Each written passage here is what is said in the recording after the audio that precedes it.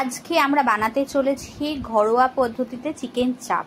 ঘরে যে সমস্ত জিনিসপত্র অ্যাভেলেবেল থাকে তাই দিয়ে আমরা বানাবো চিকেন চাপ। তার জন্য চিকেনটাকে বড় বড় করে কেটে নিয়ে এসেছি এবং এটাকে পরিষ্কার করে ধুয়ে নিয়েছি। এবার এর মধ্যে আমরা দেব সাদা তেল,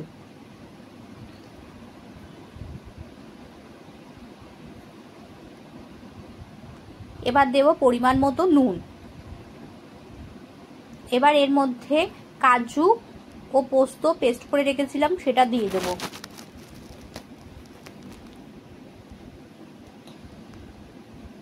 এবার এর মধ্যে দেব টক দই,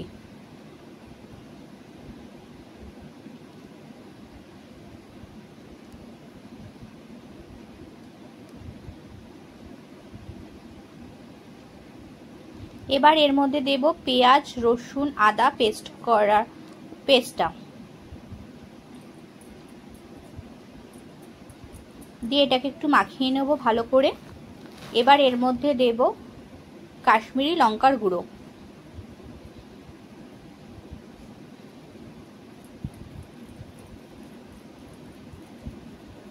এবার দেব বাড়িতে তৈরি করা মশলা,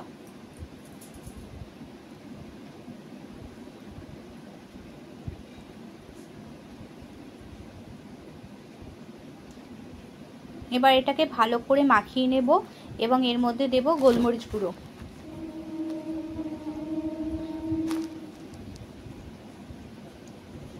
এটা মাখিয়ে আপনারা ফ্রিজেও রেখে দিতে পারেন এবং বাইরে রাখলে 2-3 ঘন্টা মতো এটাকে ম্যারিনেট করে রেখে দিলে চিকেন চাপটা সত্যি খুব ভালো খেতে হয়। এবার এর মধ্যে দিয়ে দিলাম আমি হলুদ গুঁড়ো, দিয়ে ভালো করে আমার চিকেনটা ভালো করে মাখানো হয়ে গেছে। এবার এটাকে আমরা 2-3 ঘন্টার জন্য চাপা দিয়ে রেখে দেব।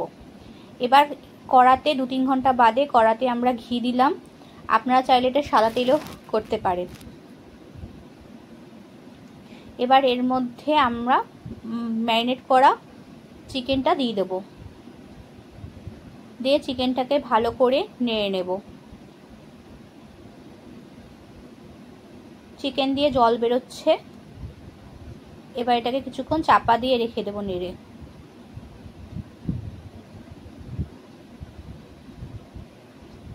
চিকেনটা আমার অলমোস্ট রেডি হয়ে গেছে। এবার নুন ঝাল একটু আপনারা স্বাদ মতো চেক করে নেবেন। যদি বাড়িতে ফ্রেশ ক্রিম অ্যাভেলেবেল থাকে তাহলে দিয়ে দেবেন। আমাদের মোটামুটি রেডি হয়ে গেছে চিকেন চাপ। এটি খেতে খুব সুস্বাদু হয় এবং খুব তাড়াতাড়ি বানিয়ে নেওয়া যায়।